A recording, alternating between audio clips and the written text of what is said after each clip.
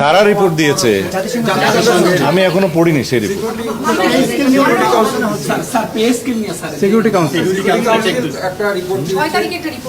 আমি শুনেছি, সেটা পড়িনি। ওখানে হয়তো কিছু অবজারভেশন দিতে পারে, আমি না দেখে বলতে পারবো না।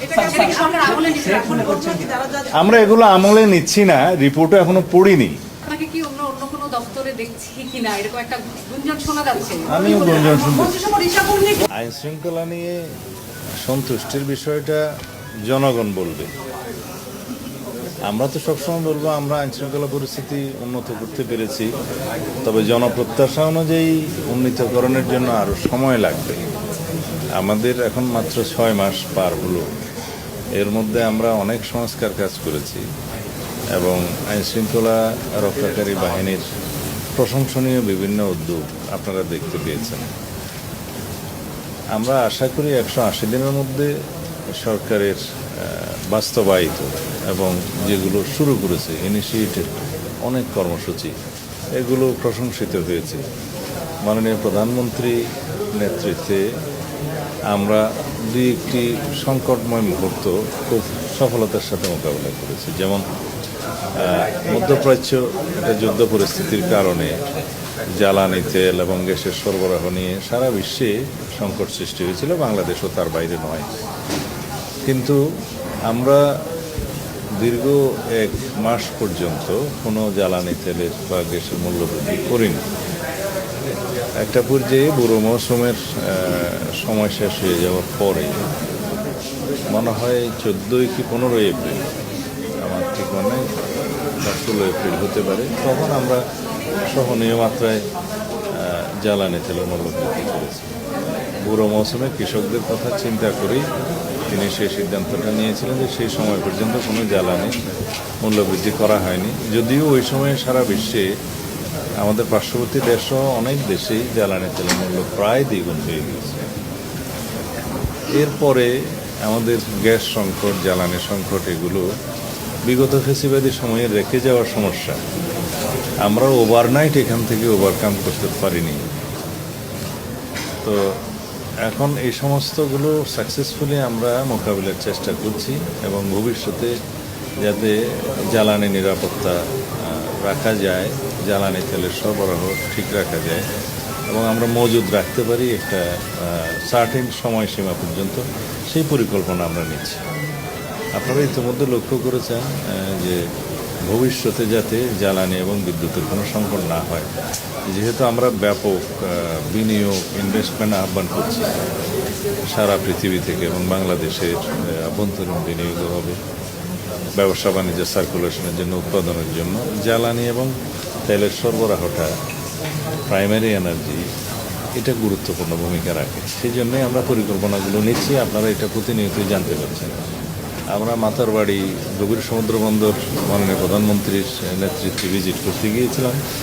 সেখানে আমরা ল্যান্ড বেস এলএনজি টার্মিনাল করার বিষয়ে আমরা সিদ্ধান্ত নিয়েছি, মাননীয় প্রধানমন্ত্রী সিদ্ধান্ত দিয়েছেন। এবং নিশ্চয়ই আপনারা জেনেছেন ইতিমধ্যে আরেকটি এফএসআরও স্টাবলিশ করার জন্য এই মহেশখালী একটা সার্টেন জায়গায় সিলেকশনের জন্য জরিপ চলছে এবং সিদ্ধান্ত হয়েছে এখানে G2G ভিত্তিতে আরও একটি এফএসআরও, 2টা এফএসআরও নির্মাণ করা হবে। তো এখন যে এফএসআরওগুলো আছে সেগুলো একটা সামিটের আর একটা এক্সিলারেট এনার্জির সম্ভব। তো এগুলো মাঝে মধ্যে বিভিন্নভাবে যান্ত্রিক ত্রুটি দেখা দেয় বা বিভিন্ন রকম সমস্যা দেখা দিলে সরবরাহ বিঘ্নিত হয়, তো যে সমস্যায় আমরা পড়েছি। এছাড়া গ্যাসের যে আমদানি নির্ভরতা বিগত ফেসিবাদী সরকারের সময় সৃষ্টি হয়ে গেছিল, এখান থেকে আমরা বেরিয়ে আসার জন্য দেশের অভ্যন্তরে এবং অনশোরে গ্যাসের অনুসন্ধান কার্য শুরু হয়েছে। তাতে করে আগামী কয়েক বছরের মধ্যে আশা করা যায় ইনশাআল্লাহ আমরা আমাদের নিজস্ব সম্পদেই এই গ্যাসের সমস্যাটা সমাধান করতে পারব। এইভাবে অন্যান্য ক্ষেত্রে, ডেভেলপমেন্টের ক্ষেত্রে যেগুলো প্রতিশ্রুতি ছিল, আমরা প্রথম মন্ত্রিসভা বৈঠকেই যে কৃষি লোন মাফ করা হয়েছে 10,000 টাকা পর্যন্ত সুদসহ, সেটা আমরা প্রথম মন্ত্রিসভা বৈঠকে আমরা অনুমোদন করেছি। এর বাইরে ফ্যামিলি কার্ড, কৃষক কার্ড এবং ইমাম মুয়াজ্জিমদের সহ অন্যান্য উপাসনালয় ধর্মাবলম্বীদের যে উপাসনালয় কর্তা তাদেরকে অনুদান দেওয়া, রাষ্ট্রীয় স্বীকৃতি দেওয়া, এর বাইরে ক্রীড়াবিদ সংস্কৃতিজীবীদেরকেও স্বীকৃতি দেওয়া রাষ্ট্রীয় ভিত্তিতে, এগুলো আমরা শুরু করেছি। কোনো কোনো ক্ষেত্রে প্রতিপালন অধিকাংশ হয়েছে। আর অন্যান্য বিষয়ের ক্ষেত্রে আমরা যেমন খাদ্য নিরাপত্তা নিশ্চিত করার জন্য আমরা আমাদের পরিকল্পনা প্রায় বাস্তবায়ন করে ফেলেছি এইবার। আমি খাদ্য প্রকিউরমেন্ট কমিটির জাতীয় কমিটির সভাপতি হিসেবে সিদ্ধান্তগুলো দিয়েছি এবং আমাদের খাদ্য নিরাপত্তা বিল্ড হয়েছে। আর অন্যান্য ক্ষেত্রে বিভিন্ন মন্ত্রণালয়ের যে অগ্রগতি 180 দিনের মধ্যে আমরা করতে পেরেছি, সেগুলো কম্পাইল করে মাননীয় প্রধানমন্ত্রীর প্রেস সেকশন থেকে অথবা একটা কম্পাইল করে আমরা মিডিয়ার কাছে প্রকাশ করব আশা করি। তারা রিপোর্ট দিয়েছে, আমি এখনো পড়িনি সেই রিপোর্ট।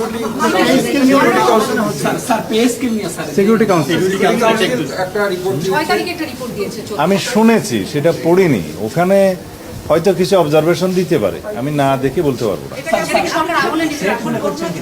আমরা এগুলো আমলে নিচ্ছি না, রিপোর্টও এখনো পড়িনি। তাছাড়া আমি যতটুকু শুনেছি পত্রিকান্তরে, সেটা ওখানে বলা হয়েছে যে তারা একটা এজিউম করেছে, একটা অনুমান করেছে যে এরকম হতে পারে। তো অনুমান নির্ভর কোনো রিপোর্টের উপর আমরা দেখি। মাননীয় মন্ত্রী, আপনাকে কি অন্য কোনো দপ্তরে দেখছি কিনা এরকম একটা গুঞ্জন শোনা যাচ্ছে? আমিও গুঞ্জন শুনছি।